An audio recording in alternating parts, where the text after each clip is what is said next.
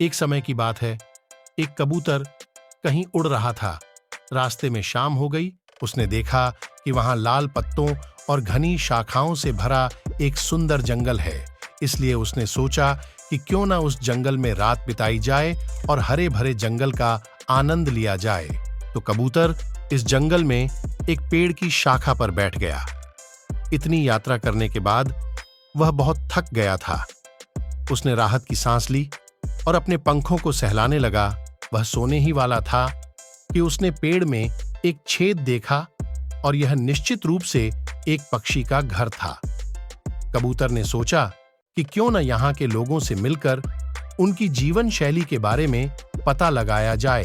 यह सोचकर जब वह बिल में घुसा तो वहां फख्ता के दो छोटे छोटे बच्चे थे और वे एक अजनबी को देखकर चिल्लाने लगे। कबूतर डर गया और बोला, बच्चों, मैं तुम्हारा दुश्मन नहीं बल्कि मेहमान हूं। लेकिन बच्चों ने चीखना बंद नहीं किया। इसी बीच इन बच्चों की मां भी वहां आ गई और वह अपने बच्चों के साथ एक अजनबी को देखकर डर गई। लेकिन अगले ही पल वह संभल गई और गुस्से से बोली, आप कौन हैं और यहां क्या कर रहे हैं?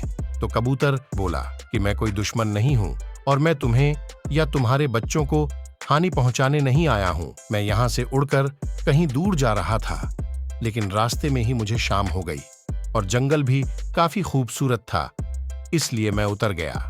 और जब मैं यहाँ आया और यह बिल देखा तो मैंने सोचा कि क्यों ना मुझे यहाँ रहने वाले लोगों की जीवन शैली के बारे में जानना चाहिए।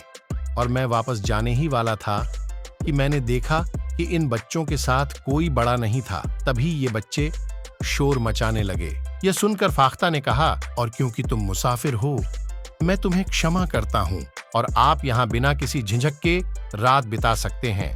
कबूतर ने राहत की सांस ली। रात का कुछ हिस्सा बीत चुका था और बच्चे भी कबूतर से काफी परिचित थे। अचानक बच्चों ने कहा, अंकल जान, हमें एक कहानी सुनाओ। पहले तो कबूतर ने मना कर दिया, लेकिन बच्चों के रहस्य पर वह कहानी सुनाने लगा। उसने कहानी सुनानी शुरू की और कहा, बच्चों, मैं तुम्हें पुराने समय की एक कहानी सुनाता हूँ। बच्चे पास पास बैठकर कहानी सुनने लगे। उन्होंने कहा कि एक देश में एक राजा राज करता था और वह बहुत समझदार और नेक दिल इंसान थे। वह लोगों की समस्याएं सुनते थे और उनका समाधान करते थे और रात को ताड़ के पत्तों से और टोपियां बनाता था। शाही खजाना प्रजा पर फैला रहता था और ताड़ की टोपियां बेचकर वह अपना और अपने परिवार का भरण पोषण करता था। मंत्री और सलाहकार आदि सभी ने उन्हें ऐसा करने से रोका और वे कहते हैं कि आप राजा हो, आपके पास दुनिया का खजाना है, आपको इतनी मेहनत करने की आवश्यकता क्यों है? राजा उनकी बात सुनता और मुस्कुराता और वो कहते थे कि मेरी प्रतिभा ही मेरी शान है। राजा बनना कोई चमत्कार नहीं है। एक गया और दूसरा आया, लेकिन जब तक मैं जीवित हूँ सम्मान के साथ जीऊंगा और मैं कड़ी मेहनत करना जारी रखूंगा। ऐसे ही समय बीतता गया। एक दिन राजा को शिकार पर जाने की इच्छा हुई, कुछ दर्शनीय स्थलों की यात्रा करने के लिए। यह सोचकर उन्होंने तैयारी करने का आदेश दिया और शिकार करने जंगल में चला गया। जंगल में एक जगह तंबू लगा दिया गया और राजा अपने घोड़े पर चढ़कर जंगल में शिकार खेलने चला गया और सिपाहियों को वहीं रुकने का आदेश दिया। राजा को अचानक नीली आंखों वाला एक जंगली हिरण दिखाई दिया। राजा ने अकेले ही पीछा किया और चला गया। अचानक हिरण भी कहीं गायब हो गया। राजा अब घने जंगल में था। उसने सोचा कि शायद मैं दूसरे राज्य में आ गया हूँ। यह सोच ही रहा था कि अचानक कुछ जंगली लोगों ने राजा को घेर लिया और उसे रस्सियों से बांधकर अपने क्षेत्र में ले गए। वे घंटों तक चलते रहे। अचानक राजा ने देखा कि उसके कारागार में और भी कई लोग हैं। वे उनसे काम कराते थे और हल चलवाते थे और बहुत दर्द देते थे, क्योंकि राजा अब उनके कारागार में था। वह भी उसके साथ काम करता था और मारपीट करते थे। इस स्थिति में भी राजा ने धैर्य बनाए रखा और कड़ी मेहनत की। कुछ महीने बाद राजा ने उनमें से एक से पूछा, तुम इतने क्रूर क्यों हो? उन्होंने कहा, हम उनसे खेती कराते हैं और जो कुछ खेतों में उगता है वे इसे शहर में कहीं दूर बेच देते हैं और खूब सारा पैसा कमाए हैं। तो राजा ने उससे कहा, यदि मैं तुम्हें और भी अधिक धन दूं तो क्या तुम इन लोगों को छोड़ दोगे? जंगली आदमी ने कहा, नहीं, हालांकि कड़ी मेहनत से ये लोग बच जाएंगे। ठीक, राजा ने कहा, तुम मेरे लिए ढेर सारे ताड़ के पत्ते ले आओ उसने पत्ते ले लिए। राजा ने उनसे टोपियां बनवाना शुरू कर दिया, क्योंकि राजा अपनी कला में निपुण था। टोपियां बनाने के साथ साथ उन्होंने उन पर रंगीन पत्तियों से कुछ लेख लिखना भी शुरू कर दिया, और वे ग्रंथ ये थे कि मैं अमुक देश का राजा हूं और अमुक जंगल में खो गया। अब मैं और बहुत से लोग इन वहशियों की कैद में हैं।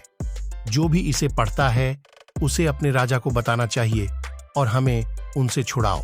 और फिर उसके बाद उन सामानों को शहर में बेचा जाता था और लोग उन्हें खरीद कर पढ़ने लगे, और जल्द ही ये बात उनके राजा तक पहुंच गई। उसने तुरंत अपनी सेना जंगल में भेजनी शुरू कर दी, और कुछ दिनों की कड़ी मेहनत के बाद वे राजा के पास पहुंचे। सभी खतरनाक जंगली को पकड़ लिया गया, वहीं बाकी लोगों को उनके घर पहुंचाया गया, और इस राजा ने कई दिनों तक अपने महल में मेहमान बनाकर रखा और कहा कि यदि तुम में यह हुनर न होता तो तुम इन वहशियों से कभी मुक्त न हो पाते।